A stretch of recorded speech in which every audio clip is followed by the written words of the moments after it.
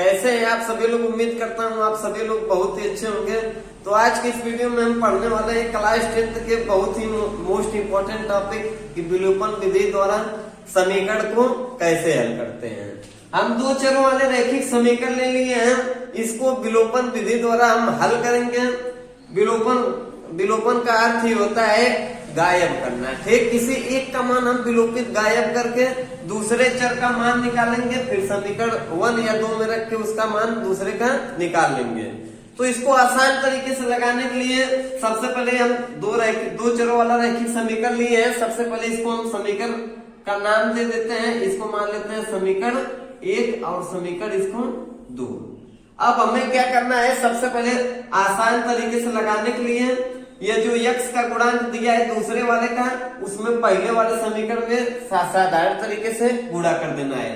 जैसे दूसरे वाले समीकरण में x का गुणांक 2 है तो समीकरण 1 में आप इस तरीके से गुणा कर दीजिए, और जो समीकरण पहला दिया है उसके x के गुणांक से समीकरण 2 में गुणा कर दीजिए। तो हम देख रहे हैं कि x का गुणांक 3 है, तो हम 3 से इस समीकरण में क्या करेंगे, गुणा कर देंगे।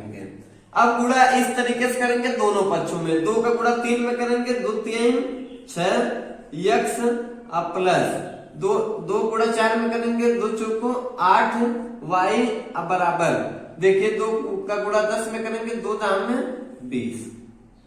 अब हम देख रहे हैं एक दूसरे समीकरण का गुणा करेंगे तो 3 दूनी 6 x अब फिर 3 का गुणा 2 में करेंगे, 3 दूनी 6 y और बराबर 3 दूनी 6।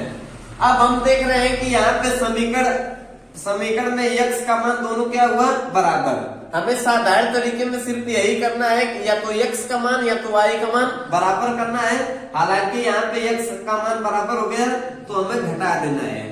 तो हम यहाँ पे लिख सकते हैं कि समीकरण 1 और समीकरण 2 को घटाने पर, तो हालांकि हम यहाँ पे इस तरीके से कर दे रहे हैं, जो हम घटाएंगे तो यहाँ पे प्लस, इसके आगे प्लस है तो यहाँ पे माइनस लगा देंगे, यहाँ पे प्लस है तो यहाँ पे माइनस, और यहाँ इसके आगे भी कुछ नहीं है तो प्लस छिपा है तो प्लस की जगह हम क्या लगाएंगे, माइनस। यहाँ पे माइनस लगा दे रहे हैं, इसके आगे प्लस है, कुछ नहीं है, क्या छिपा होता है, प्लस, और प्लस माइनस से क्या होगा, कट जाएगा। हालांकि यहाँ पे प्लस था लेकिन अब क्या हो गया, माइनस, तो माइनस का गुणा प्लस में करेंगे, माइनस हो जाएगा। तो बड़ी संख्या के आगे प्लस है तो यहाँ पे हम प्लस नहीं लिखते हैं, आगे 8 में से 6 को घटा देंगे तो आ जाएगा हमारा 2y। अब यहाँ पे 2y हो गया और बराबर, यहाँ पे देखिए प्लस था लेकिन अब माइनस हो गया तो 20 में से 6 घटा देंगे, आ जाएगा 14। हम यहाँ पे देख रहे हैं कि जो हमारा x का मान है वो क्या हुआ, विलोपित हो गया, अर्थात x पूरा कट गया, सिर्फ क्या बचा, y।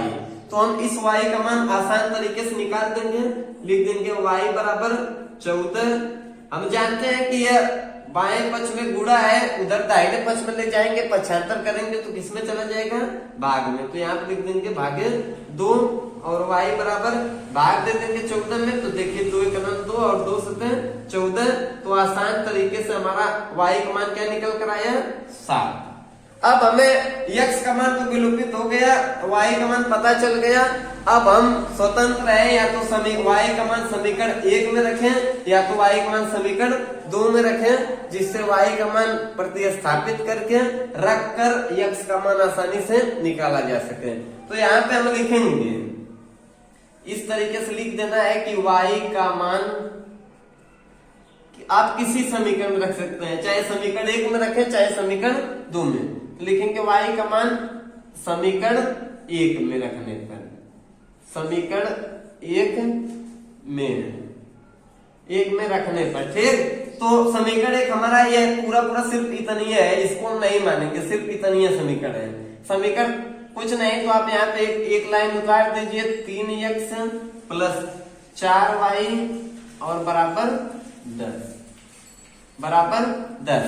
तो हमें यहाँ पे लिख देते हैं 3x प्लस 4, और यहाँ पे हम जानते हैं कि यहाँ पे बीच में क्या छिपा होता है, गुणा, तो लिख देंगे गुणा y का मान हमें रखना है उठा के। तो y का मान कितना है, 7, तो हमें यहाँ पे साधारण से लिख देंगे 7 अब बराबर 10। अब यहाँ पे लिख देंगे 3x प्लस 4 7 28 अब बराबर 10।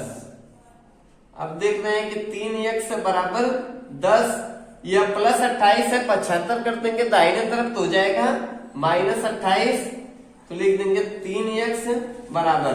अब हमें यही पे ध्यान देना है, यह प्लस 10 है और यह माइनस 28, तो हमें बड़ी संख्या पे देखना है, तो बड़ी संख्या 28 है, 28 कह के माइनस है तो माइनस 28 में से 10 घटाएंगे आ जाएगा माइनस 18, फिर हम लिख देंगे 3x बराबर माइनस 18।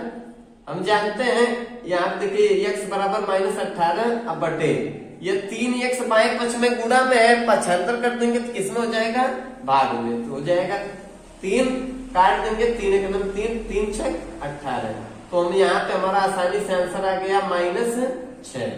ठीक, तो यहाँ पे आप एक लाइन में अच्छे से लिख सकते हैं, एक लाइन उत्तर के लिए इस तरीके से लिख सकते हैं कि x बराबर आया है -6 और y बराबर आया है +7।